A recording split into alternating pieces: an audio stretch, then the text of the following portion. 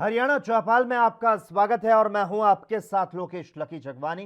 खबरों की शुरुआत विस्तार के साथ। ओलंपिक की तरह पैरालंपिक में हरियाणा के खिलाड़ियों ने अपना दमखम दिखाया, जिनका सम्मान सरकार 19 सितंबर को करेगी, जिसको लेकर हरियाणा के खेल मंत्री संदीप सिंह ने एएनबी न्यूज से खास बातचीत की और इस दौरान उन्होंने क्या कुछ कहा, सुनाते हैं आपको। ओलंपिक की तरह पैरा ओलंपिक में भी हरियाणा के खिलाड़ियों ने झंडे गाड़े हैं और इनका सम्मान प्रदेश सरकार 19 सितंबर को करने जा रही है। इस सम्मान समारोह की प्रारूप क्या है और इन्हें जो उस दौरान किस तरह से जो है जो इन्हें सम्मानित किया जाएगा, इन्हें लाया जाएगा, इनका स्वागत कैसे होगा, ये हम जानेंगे खेल राज्य मंत्री संदीप सिंह जी से। वे हमारे साथ इस समय मौजूद हैं। नमस्कार जी। नमस्कार भाई साहब। मंत्री जी, ये बताएं कि पैरा ओलंपियंस में भी हमारे खिलाड़ियों ने जो है पैरा ओलंपिक्स में माफ करें, उसमें भी काफी झंडे गाड़े हैं। ये बताएं कि 19 तारीख को जो सम्मान होने जा रहा है, एक तो उनका स्वागत जो है किस तरह से किया जाएगा, दूसरा जो कितनी अमाउंट प्रदेश सरकार इन्हें देने जा रही है। देखिए, हमारे पूरे देश भर के पैरा ओलंपिक्स के जो मेडलिस्ट हैं 19 मेडलिस्ट हैं और उसमें से 19 में से 6 मेडलिस्ट जो हैं हमारे राज्य से हैं, हरियाणा से, जिन्होंने हरियाणा का नाम रोशन और देश का नाम रोशन किया है। उसमें से 2 गोल्ड मेडलिस्ट हैं, 2 सिल्वर मेडलिस्ट हैं और 2 ब्रॉन्ज मेडलिस्ट हैं। सुमित और मनीष गोल्ड मेडलिस्ट हैं, योगेश और हमारे सिंहराज जी सिल्वर मेडलिस्ट हैं। सिंहराज जी का दूसरा मेडल ब्रॉन्ज भी है और साथ में हरविंदर जी हैं। तो 6 टोटल हमारे पास मेडल हैं। मुझे लगता है कि आने वाले समय में बहुत अच्छा रहेगा। पैरा ओलंपिक और एबल ओलंपिक दोनों ही पैरेलल मेडल पे मेडल ला रहे हैं और पिछले कई सदकों से अगर हम देखें, कई सदियों से देखें, जो हमारे ओलंपियंस हैं, चाहे वो एबल के हैं चाहे वो पैरा के हैं, उन्होंने जो मेडल जीते हैं उसके अगर अलग रूप में देखें तो हमारे इस बार बहुत ज्यादा मेडल है। 19 तारीख को इनका सम्मान समारोह होगा। इनको पूरी तरह से इनका स्वागत किया जाएगा। माननीय मुख्यमंत्री जी उसमें खुद शामिल होंगे और उस समारोह में 19 तारीख को गुड़गांव के अंदर किया जाएगा, जिसमें उनको गोल्ड के 6 करोड़ रुपया, सिल्वर का 4 करोड़ रुपया, ब्रॉन्ज का 2.5 करोड़ रुपया दिया जाएगा और साथ में एक सरकारी प्लॉट जो सरकारी डिस्काउंट के ऊपर दिया जाएगा और साथ ही में जो जॉब है उनको दी जाएगी। तो ये मुझे लगता है कि एक बिल्कुल बराबरी का दर्जा देना चाहिए और दे भी रहे हैं। और हरियाणा सरकार इतना पैसा गोल्ड के ऊपर 6 करोड़ देना, मुझे नहीं लगता कि देश और पूरी दुनिया में कोई ऐसा इतना बड़ी रकम, इतनी बड़ी कैश अवार्ड को दे रहा हो। और दूसरा, मैं राजनीति की बात भी थोड़ा सा आपसे करेंगे क्योंकि आप पॉलिटिशियन हैं। हाल ही में जो नियुक्तियां हुई हैं भाजपा ने की है, खासकर माइनॉरिटीज को जो आगे बढ़ाने का काम किया है, उस सब को लेकर आप क्या कहेंगे? देखिए, मैं सबसे पहले धन्यवाद करूंगा भारतीय जनता पार्टी का और माननीय प्रधानमंत्री जी का, जिन्होंने सिख चेहरों को आगे बढ़ाया है और सपोर्ट किया है। और माइनॉरिटी में अगर हम बात करें, चेयरमैन के लिए इकबाल सिंह जी को, सरदार इकबाल सिंह जी को बनाया गया है। ये बहुत बड़ा स्टेप है और बहुत बड़ा योगदान है, एक बूस्ट मिलता है सिख कम्युनिटी को। दूसरा, साथ में गुरमीत सिंह जी, सरदार गुरमीत सिंह जी को, लेफ्टिनेंट जनरल रिटायर्ड, जो आर्मी से, जिन्होंने देश की सेवा की है, पहले आर्मी के रूप में, आर्मी में फौज में होकर, और अब वो गवर्नर के रूप में, प्रशासनिक के रूप में वो देश की सेवा करेंगे। तो ये सिख चेहरे, 2 चेहरे, बड़े चेहरे उतारे हैं, भारतीय जनता पार्टी ने आगे लाए हैं। तो मुझे लगता है कि भारतीय जनता पार्टी एक ऐसी पार्टी है जो हर वर्ग को, हर चेहरे को, मैं कहूंगा कि बरादरी को आगे लेके आती है। तो ये हैं संदीप सिंह, जिन्होंने साफ तौर पर कहा है कि हरियाणा में खिलाड़ियों ने जिस तरह का रिस्पांस दिया है और जिस तरह से अंतर्राष्ट्रीय स्तर पर मेडल्स आए हैं, उस सब को लेकर अब सरकार जो है अपनी पॉलिसी में क्लस्टर जो है, क्लस्टर वाइज गेम्स को जो है बनाने जा रही है। और क्लस्टर में आप जानते हैं कि एक एरिया जाए, जैसे मान लें कि भिवानी बॉक्सिंग के लिए, शाहबाद हॉकी के लिए और रोहतक का जो एरिया है वॉलीबॉल के लिए काफी प्रसिद्ध है। तो इस तरह से सरकार अब क्लस्टर्स डेवलप करने की बात कर रही है ताकि और खिलाड़ी यहां से निकलें। इसके साथ साथ आप ये भी जानते हैं कि पैरा ओलंपियन में जो झंडे गाड़े गए हैं राज्य के खिलाड़ियों द्वारा, 2 गोल्ड मेडल आए हैं, 2 सिल्वर और 2 ब्रॉन्ज। तो उन खिलाड़ियों को भी सम्मानित करने के लिए एक व्यापक जो है योजना बना ली गई है। गुड़गांव में कार्यक्रम होगा और उनका भव्य स्वागत किया जाएगा। मुख्यमंत्री, खेल मंत्री और अन्य गणमान्य व्यक्ति इस कार्यक्रम में मौजूद रहेंगे और इसके साथ खिलाड़ियों, जो नए उदयमान खिलाड़ी हैं, उन्हें भी इस मौके का गवाह बनने के लिए आमंत्रित किया गया है। एएनबी न्यूज के लिए चंडीगढ़ से कैमरामैन रिजवान के साथ राकेश गुप्ता। वहीं हरियाणा के कृषि मंत्री जेपी दलाल की श्रीलंकाई डेलीगेशन से दिल्ली के हरियाणा भवन में मुलाकात हुई। बैठक में हरियाणा और श्रीलंका के बीच पर्यटन और अन्य क्षेत्रों में परस्पर सहयोग पर चर्चा की गई। इसके अलावा खेती किसानी से जुड़े कई मसलों पर चर्चा हुई। बैठक के बाद कृषि मंत्री जेपी दलाल ने कहा कि श्रीलंकाई मंत्री ने उन्हें श्रीलंका आने के लिए आमंत्रित किया है। महोदय ने इनवाइट किया है। हमने भी मंत्री महोदय का दोबारा आने के लिए निमंत्रण दिया है कि हमारी यूनिवर्सिटी में आइए, हमारे एक्सीलेंस सेंटर में आइए, हमारे फार्मर्स को देखिए, हमारी फार्मिंग की प्रैक्टिस को देखिए, हमारे पशुपालन को देखिए। और मंत्री महोदय ने आश्वासन दिया है कि अगली बार टाइम निकाल करके पूरा डेलीगेशन लेके वो हरियाणा के अंदर आएंगे और मैं भी श्रीलंका के अंदर जाऊंगा अपने यहाँ के फार्मर को लेकर। In future in Sri Lanka and Haryana together work with especially agriculture side and animal husbandry.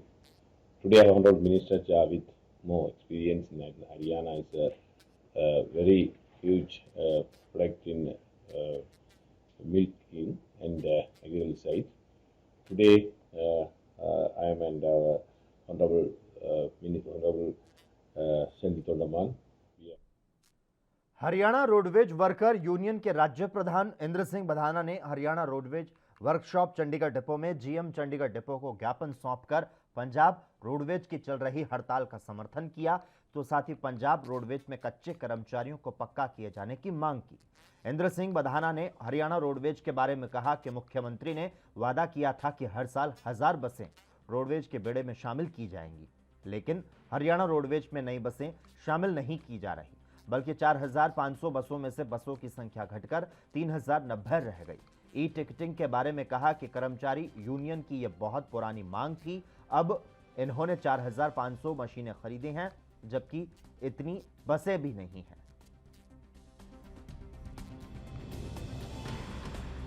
देखिए, पिछले जो है 6 सितंबर से पंजाब रोडवेज के जो पनबस है और पेप्सू रोडवेज है पंजाब रोडवेज की, तो वो लंबे टाइम से अनिश्चितकालीन हड़ताल पे हैं।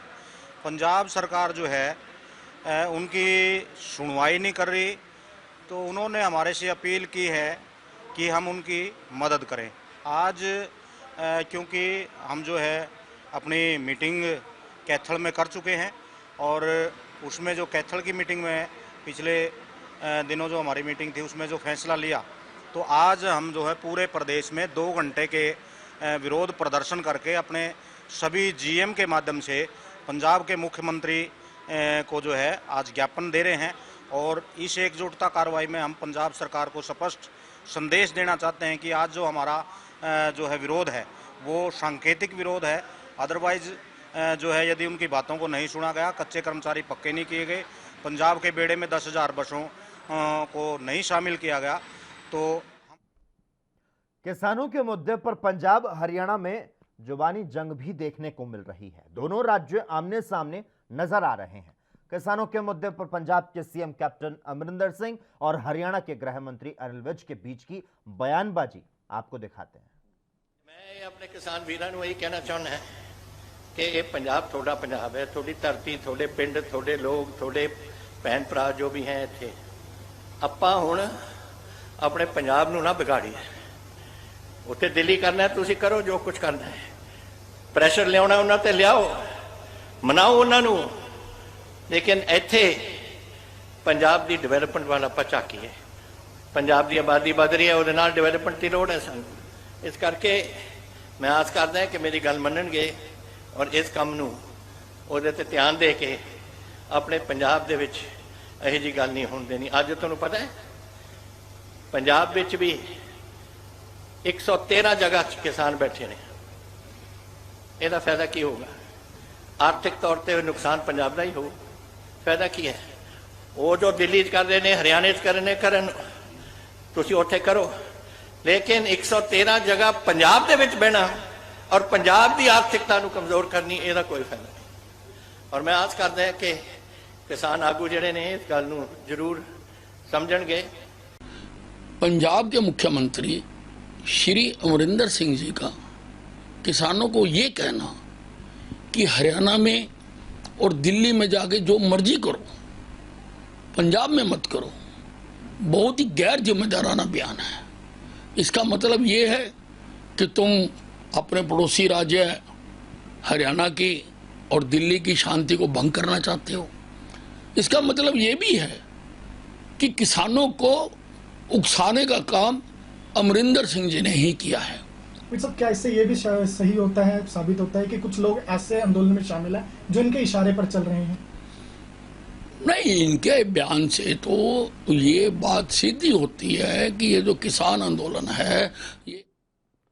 वहीं रेवाड़ी में तालमेल कमेटी के आह्वान पर रेवाड़ी रोडवेज कर्मचारियों द्वारा बस स्टैंड परिसर में 2 घंटों के लिए सांकेतिक धरना दिया गया।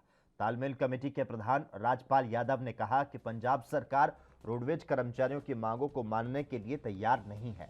पंजाब सरकार ने कर्मचारियों को कई बार उनकी मांगों को पूरा करने का आश्वासन दिया, लेकिन उसके बावजूद भी सरकार कर्मचारियों को प्रताड़ित कर रही है। मैं Rajpal Yadav, inter roadways depot प्रधान रेवाड़ी। ये जो हमारी तालमेल कमेटी का तयशुदा प्रोग्राम से पंजाब रोडवेज में जो 10 दिन से स्ट्राइक चली हुई है, वहाँ कच्चे कर्मचारियों को पक्का 10-10 साल हो गए उनको नौकरी करते, अभी तक कोई पक्का नहीं किया गया। उनके संबंध में ये हमें 2 घंटे का विरोध प्रदर्शन किया गया। क्या कुछ मांगे हैं? वो कच्चे कर्मचारी 10 साल हो गए उनको सर्विस करते हुए, अभी तक उनको कोई पक्का करने का कोई फैसला नहीं ले रही सरकार, पंजाब सरकार। आगे क्या निर्णय रहेगा? आगे तालमेल कमेटी का जो ऊपर से तयशुदा प्रोग्राम होगा वही निर्णय होगा। आज का क्या है? आज 2 घंटे का विरोध प्रदर्शन था, वो हमने बस स्टैंड पर कर रखा है, कर्मचारी बैठे हुए हैं। मैं Rohtas Sharma, all Haryana roadways worker union registered number 1947 का राज्य सचिव हूँ। और आज जो ये 2 घंटे का विरोध प्रदर्शन चल रहा है, ये हमारी राज्य कमेटी जो तालमेल कमेटी है उसके निर्णय पे हो रहा है। और मेन मसला पंजाब रोडवेज से है, हरियाणा रोडवेज से फिलहाल कोई ताल्लुक नहीं। हम उनके समर्थन में ये 2 घंटे का विरोध प्रदर्शन कर रहे हैं। क्या कुछ मांग है? मांग सिर्फ एक सूत्री मांग पत्र है, कच्चे कर्मचारियों को पक्का करो। जो पिछले कई सालों से दैनिक वेतन या अस्थायी तौर पे कर्मचारी चल रहे हैं, उनके पक्का करने के लिए मेन मांग है पंजाब रोडवेज की। और भी कुछ मांगे आपकी? फिलहाल हमारी मांगे नहीं है, फिलहाल तो हमारी बातचीत चल रही है। हमारी जो यूनियन है उसका 5 तारीख को सम्मेलन था, कार्यकर्ता सम्मेलन करनाल में। तो हमारे जो डीजी साहब हैं वो किसी यूनियन को बात करने का मौका नहीं दे रहे हैं। हमें उनको अल्टीमेटम दिया है 20 सितंबर। हरियाणा के पलवल में रहस्यमय बुखार के चलते 9 बच्चों की मौत हो चुकी है, जबकि 44 अन्य लोगों को प्राइवेट अस्पताल में भर्ती कराया गया। अस्पताल में भर्ती 44 लोगों में 35 की उम्र 18 साल से कम है। इस रहस्यमय बुखार का प्रकोप पलवल जिले के मिर्च नाम के गांव में सबसे ज्यादा है। रहस्यमय बुखार से मरने वाले सभी 9 बच्चे इसी गांव के हैं। डॉक्टरों का कहना है कि सभी मरीजों में प्लेट काउंट काफी कम था और उन्हें बुखार था, इसीलिए डेंगू की संभावना से इनकार नहीं किया जा सकता। इस रहस्यमय बुखार में बच्चों को बुखार आने के बाद उनकी आंख और पैर फूल जाते हैं, इसके बाद उनकी मौत हो जाती है। दौरा किया है चिल्ली गांव का, क्या वजह निकल कर आ रही है जो डेथ? ये देखिए जी, हमारे सामने तो गंदे पानी की वजह से लग रहा है सब, और सफाई ठीक से नहीं हो रही है गांव की, ये कारण दिखाई दे। तो हमारा स्वास्थ्य विभाग पूरी तरह से मुस्तैद है, पब्लिक हेल्थ भी अब लग जाएगा काम में और पूरी तरह से सफाई करवाई जाएगी। सबसे ज़्यादा ज़रूरी है कि बीमारियों से बचने के लिए साफ़ सफाई आवश्यक है। जैसे अगर हम अब देखना चाहें कि हम ये गांव के अच्छे साफ़ सुथरे एरिया में खड़े हैं, आप देख सकते हैं आरसीसी की रोड बनी हुई है, लेकिन पानी खड़ा हुआ है, और ये जो पानी खड़ा है यहाँ पर, इसी के अंदर मॉस्किटो ब्रीडिंग होने लग जाती है। तो अगर साफ़ सफाई नहीं होगी तो उसके अंदर मॉस्किटो ब्रीडिंग भी हो सकती है और बीमारी भी फैल सकती है। एक पहलू तो हमारी इन्वेस्टिगेशन में ये आया, हमारी नॉलेज के अंदर ये मामला 10 तारीख को आया, 9 तारीख की डेथ का पता लगा, 10 तारीख को इसके लिए ऑर्डर निकाले गए। इन्वेस्टिगेशन टीम 10 तारीख से लगातार इसी में लगी हुई है, 10, 11, 12 और आज भी लगातार यहीं पर ओपीडी इस बारे में की जा रही है, घर घर जाके। हरियाणा चौपाल में खबरों का सिलसिला लगातार जारी रहेगा। हम यहां पर रुकते हैं एक छोटे से ब्रेक के लिए।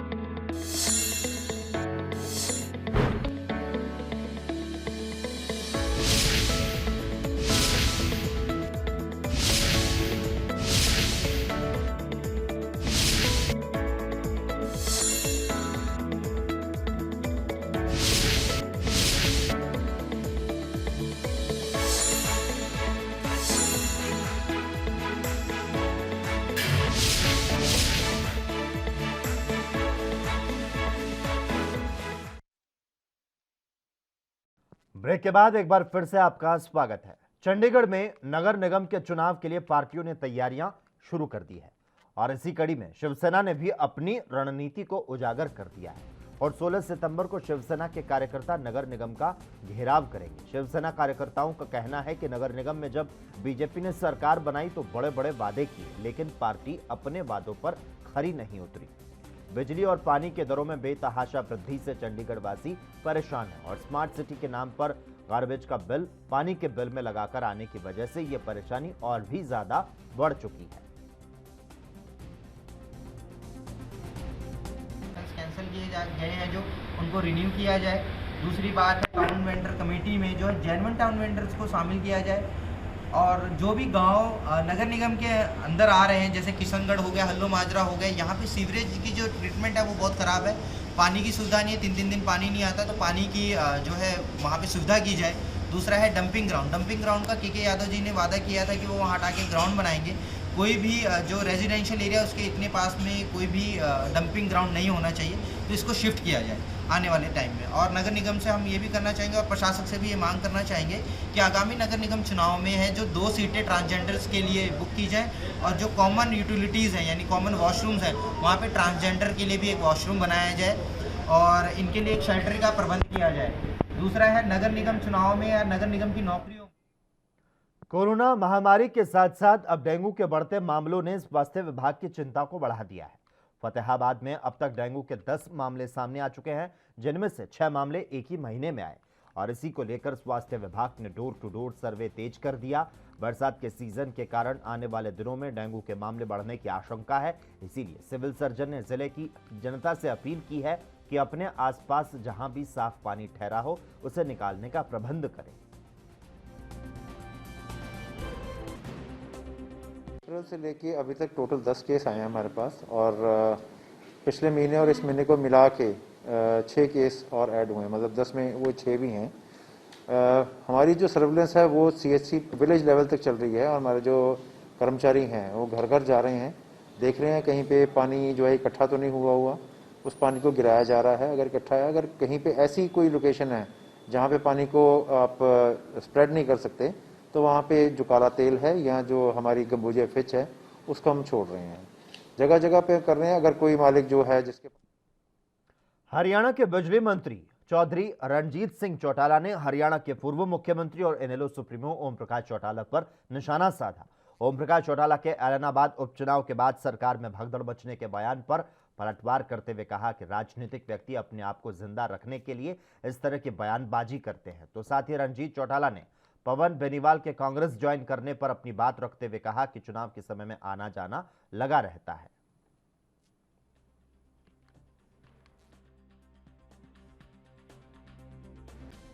जब घुआना भाई नहीं चलता, हुड्डा साहब कहते थे कि सरकार की उल्टी गिनती शुरू हो गई, सरकार गिर जाएगी, उसको 6 महीने हो गए, कहीं कोई है नहीं। पॉलिटिकल आदमी ऐसी बातें करता है अपने आप को जिंदा रखने के लिए, तो उनका अपना मापदंड, हमारा अपने, हम तो सरकार चलेंगे 3.5 साल मजबूती से चलेगी, अगले 5 साल बाद फिर जब चुनाव आएगा तभी इस पर कमेंट करेंगे, फिर भी सरकार बनेगी हमारी। देखिए बीजेपी का दूसरा ऑल्टरनेट नहीं है आज देश में।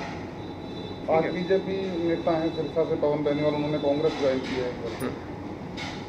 देखो चुनाव के मौके बहुत छोटी मोटी घटनाएं होती रहती है, बहुत इधर से इधर जाते हैं, बहुत लोग यूपी में छोड़ के भाग रहे हैं। आपका तो जब इसमें क्या नाम वेस्ट बंगाल में इलेक्शन था तो बहुत बड़े बड़े नेता तो उसके कैबिनेट से मिनिस्टर रिजाइन करके आए थे। मैं नहीं समझता कोई पवन के इधर उधर जाने से कोई बहुत बड़ा फर्क पड़ता हो।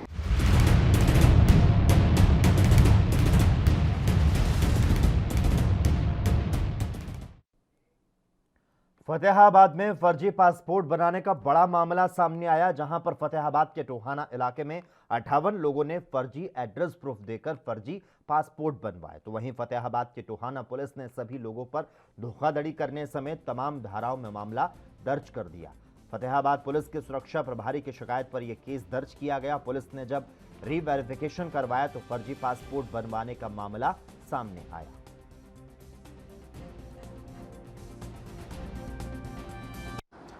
अभी जो है वो कुछ पासपोर्ट इसी प्रकार के पाए गए हैं जिनकी हमने वेरिफिकेशन दोबारा से कराई गई तो वो पिछले सालों के कुछ पासपोर्ट जो है वो फर्जी पाए गए हैं, जिनके संबंध में थाना शहर टोहाना में अभियोग अंकित किया गया है और एसआईटी द्वारा। अंबाला के आजाद नगर में ठेकेदार की लेट लतीफी के कारण यहां के लोगों को भारी दिक्कतों का सामना करना पड़ रहा है। यहां आजाद नगर की मुख्य सड़क को 3 साल पहले सीवरेज के नाम पर खोदा गया था, लेकिन अभी तक इसको ठीक नहीं किया गया। आपको बता दें, यह सड़क कॉलोनी के खेड़ा और मंदिर जाने का मुख्य रास्ता है। सड़क पर हल्की से बरसात से कीचड़ हो जाती और गड्ढे पड़े हुए हैं। यहां से गुजरने वाले लोगों को हादसा होने का डर लगा रहता है। इन गड्ढों में कई बच्चे गिर चुके हैं, लेकिन इस और प्रशासन का किसी तरह का कोई ध्यान ही नहीं है। जी, हम अभी आज़ाद नगर के मुख्य गली पे खड़े हैं और यहाँ पर हमारा निवास स्थान भी है। और ये आज़ाद नगर की मुख्य गली है, जिसमें जो है मंदिर भी है, खेड़ा है, अनेक स्थान है जहाँ पर लोगों का नित्य प्रति जो है लोगों का बहुत आना जाना होता है। लेकिन आज गली की स्थिति देख करके आज लगभग इस गली को 3 साल पहले सीवरेज के नाम पे इसको पाड़ा गया था, लेकिन आज तक इसकी कोई रिपेयरिंग नहीं हुई है। और 3 साल से यही स्थिति बार बरसात के समय में लोगों को आने जाने की बड़ी समस्या होती है।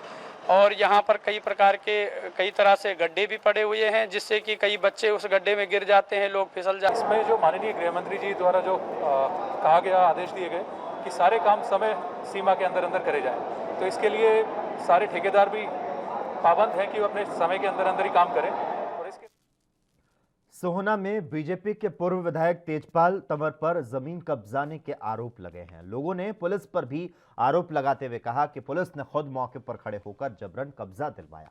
जानकारी के अनुसार सुबह करीब 50 से 60 लोग जेसीबी मशीन के साथ सोहना सरकारी अस्पताल के पास कृषि का कार्य करने वाले किसान की जमीन पर जा पहुंचे।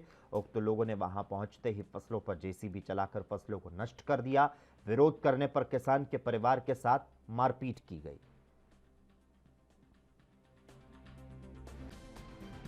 जमीन है जी 497 मेरी मलकियत है और 498 मेरी किताब 70 साल से मैं उसमें बैठूं, मेरा कब्जा फसल खड़ी हुई। तो फसल को क्या किया उन्होंने? मैं फसल मेरी सारी उजाड़ दीजिए। किस चीज से उजाड़ी है? मैं जेपीसी से। अच्छा, तो पुलिस नहीं थी इस दौरान? पुलिस से पीसी और गाड़ी खड़ी थी सामने भाई जब कब्जे कर रहे। हम अपने खेत में काम कर रहे थे, ये अचानक 40-50 जने आए थे और जबरदस्ती जेसीबी और ट्रैक्टर देके उसमें कब्जा लेने के लिए घुस गए थे। किस चीज पे कब्जा लिया था? कितनी जमीन थी सर? उसमें स्वास्थ्य विभाग ने कोरोना से बचाव के लिए 3 दिवसीय वैक्सीन मेगा शिविर लगाया। विभाग ने 3 दिन में 90,000 लाभार्थियों को वैक्सीन लगाने का लक्ष्य लिया। शिविर के पहले दिन 30,000 में से 20,786 लाभार्थियों को कोरोना रोधी टीके लगाए गए। भिवानी लघु सचिवालय परिसर स्थित सरल केंद्र में सोमवार से विशेष शिविर का आयोजन किया जा रहा है। इसमें 100 अधिकारियों और कर्मचारियों को वैक्सीन लगाई गई। एसडीएम संदीप अग्रवाल ने शिविर का निरीक्षण किया। उन्होंने नागरिकों से वैक्सीनेशन लगवाने के साथ ही मास्क का प्रयोग करने की अपील की।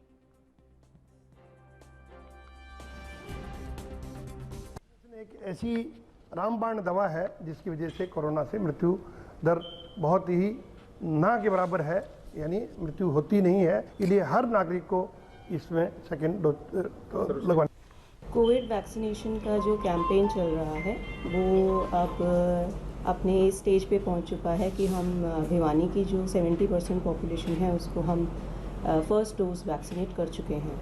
जो हमारा टारगेट है, स्टेट ने टारगेट्स अलॉट किए हैं सारे ही डिस्ट्रिक्ट्स को, और मेजॉरिटी पॉपुलेशन जो है स्टेट गवर्नमेंट जो है हरियाणा को कवर करना चाह रहे हैं। फर्स्ट डोज का जो हमारा टारगेट है वो 25 सितंबर तक हम कोशिश कर रहे हैं कि फर्स्ट डोज सभी को 100%।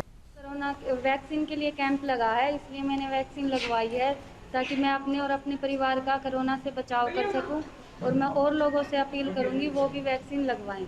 आज वैक्सीनेशन कैंप में आए थे सिविल हॉस्पिटल में, यहाँ पे बहुत अच्छा माहौल है। जिस भी भाई बहन ने अभी तक वैक्सीन नहीं लगवाई वो जल्दी से जल्दी वैक्सीन लगवा लें यहाँ पे आके।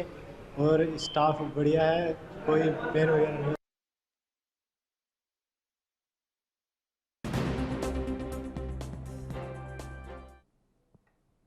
और इसी के साथ ही हरियाणा चौपाल में बस इतना ही। तमाम अहम खबरों के लिए लगातार आप देखते रहिए ANP न्यूज़।